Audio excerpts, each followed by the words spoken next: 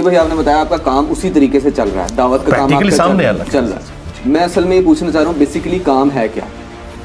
एक मिसाल के ज़रिए समझाता हूँ। हम दावत इस्लामी के मरकज़ गए थे, उन्होंने हमें दावत दी कि हमारे अंदर शामिल हो जाएं, इत्तिकाफ़ के रोज़े रखें, मतलब एक वो इस्लाम की दावत दे रहे थे।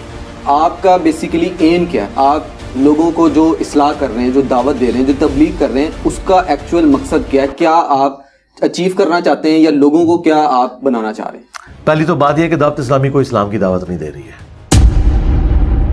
वो अपने फ़िरका बरेलविया की दावत दे रही है, जो उस फ़िरके की नॉर्म्स हैं उनकी दावत दे रही है। ये तो अपने दिमाग से निकाल लें। आप मुझे बताएं, अगर दावत इस्लामी वाले ये कहते हैं नमाज पढ़ो, तो तबलीगी जमात वाले क्या कहते हैं? बुत के आगे गिर जाओ। और अहले हदीस जो है वो जाके किसी आग के अलाव के सामने आपको खड़ा करते हैं। ये कौन सी इस्लाम की खिदमत हो रही है? नमाज तो सारे, और फिर एक दूसरे के पीछे नमाज भी नहीं पढ़ते। दावत इस्लामी वाले इमाम काबा के पीछे नमाज नहीं पढ़ते। जो इमाम काबा के पीछे नमाज नहीं पढ़ते, मस्जिद नबी के इमाम के पीछे नमाज नहीं पढ़ते, वो आपको नमाज की दावत दे रहे हैं, तो वो अपनी नमाज और अपने फिरके की नमाज की दावत दे रहे हैं, इस्लाम की नमाज की। हाँ बिल्कुल, हाँ। अब मैं ये, इससे आपको मेरा फर्क पता चलेगा। आपका हाँ, हम क्या दावत देते हैं? हम कहते हैं तमाम फिरके मुसलमान हैं अपनी तमाम गुमराहियों के बावजूद, लेकिन इनके बड़ों ने कुरान और सुन्नत के साथ गद्दारी की है, कुरान और सुन्नत के तर्जमे किए हैं, खुद उस पर अमल नहीं किया। ये देखो कुरान और सुन्नत में ये लिखा है, तुम्हें ये बता रहे हैं। अहमद बरेलवी साहब ये कह रहे हैं कुरान के बाद सबसे अफजल किताबें बुखारी और मुस्लिम है। बापा जानी इलियास कादरी साहब टीवी में ये कह रहे हैं कि कुरान के बाद सबसे अफजल किताब बुखारी शरीफ है, और बापा जानी जो खुद नमाज पढ़ रहे हैं वो बुखारी में नहीं लिखी हुई, वो उसके बिल्कुल खिलाफ है, बगैर रफुल जदैन के पढ़ रहे हैं। हम ये बता रहे हैं ये जिन किताबों का नाम लेके इज्जतें वेल कर रहे हैं ना, और चंदे खा रहे हैं तुमसे, उन किताबों के ये गद्दार हैं। तो अब आपने इनको छोड़ के रसूलुल्लाह के साथ जोड़ना है इनमें। और मैं बात मुकम्मल कर रहा हूँ ना। हाँ, बात मुकम्मल। देखें ना, आपने एक पीएचडी थीसिस छेड़ा तो मुझे पूरा जवाब तो देने थे ना। ये लोग अपने साथ जोड़ रहे हैं, उसका सबूत ये कहते हैं हमारी मस्जिद में आ जाओ। मैंने तो कभी नहीं कहा हमारी मस्जिद में आ जाओ, हमारी तो मस्जिद ही कोई नहीं, हम इनके पीछे नमाजें पढ़ते हैं। ये कहते हैं ये दावत इस्लामी की वेबसाइट पे ये हमारे अकाउंट नंबर है। हमने कभी किसी का अकाउंट नंबर नहीं बताया, हम तो अपनी जेब से खिलाते हैं। कोई मदरसा नहीं बनाया। ये बताते हैं कोरोना के दिनों में इलियास कादरी साहब के जी ऑलमोस्ट 40,000 मुलाजमीन है, उनकी तनख्वाहें हम कहाँ से दें? लोगों ने ज़कात भी कम कर दी है, तो हमने इनकी तनख्वाहें कहाँ से देनी है? ये तो आपसे आके ये गिले शिकवे करते हैं। ये जो आपको नमाजें पढ़ा रहे हैं ना पीछे, वो ये खाऊ प्रोग्राम है कि वो आपको अकाउंट शेयर करवाते हैं। मैं तो इस सिस्टम का बेनिफिशियरी नहीं हूं। अब कुरान खोल के देखें, कुरान में आया कि जब भी कोई नबी दावत देता है, अल्लाह ताला के रेफरेंस से वो कहता है कि मुझे अल्लाह ताला ने पैगंबर बना के भेजा और मैं इस तबलीग के बस तुमसे कोई मुआवजा वसूल नहीं करता, मेरा मुआवजा अल्लाह के ज़िम्मे है। आज भी नबियों के पैटर्न पे नबियों का सही मानने वाला वो होगा जो उसी पैटर्न पे दावत देगा।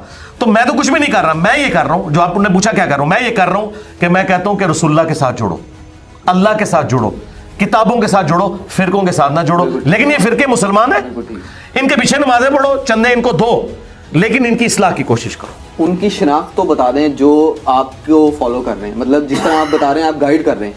अल्लाह ना करे जी उनकी शनाख्त उस तरह की हो जो इनकी। वो शनाख्त कुरान में आई हुआ सम्माकुमुल मुस्लिमीन, वो मुस्लिम है, वो कहते हैं हम किसी फिरके से मुसलमान होना उनकी बिल्कुल ठीक है। On a lighter note, retirement plan जैसे होते हैं, दुनिया से सबने जाना है। आपकी दुनिया से रुखसत के बाद आपने कोई ये वसीयत की है कि मेरा मकबरा ना बनाया जाए? आपके फॉलोअर्स हैं, मानने वाले हैं, मोहब्बत करने वाले हैं। मकबरे उन्हीं के बनते हैं जो मकबरों के कायल होते हैं। हमारा मकबरा किसने बनाना है? आपकी मोहब्बत में गाड़ियाँ गिफ्ट करते हैं? नहीं, तो वो कौन सी मैंने ले ली है?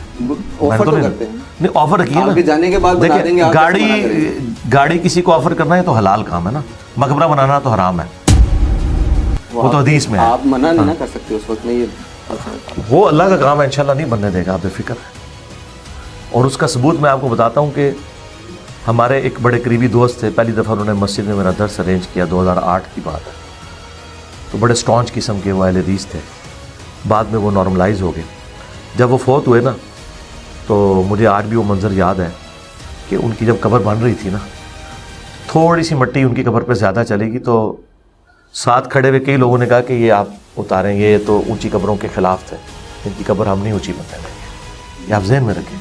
मज़ार उनके बनते हैं जो मज़ारों पे जाते हैं, मज़ारों पे कब्रों को चाटते हैं, वो फिर एक्सपेक्ट करते हैं कि उनके साथ भी यही कुछ हो।